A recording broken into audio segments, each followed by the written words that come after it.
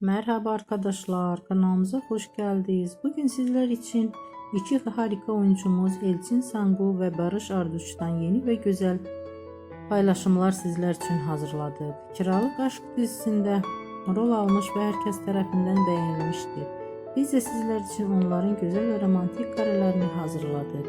Bu videoların devamlı gelmesini istiyorsanız kanalımıza abone olup yorum yazmayı unutmayın. Hələlik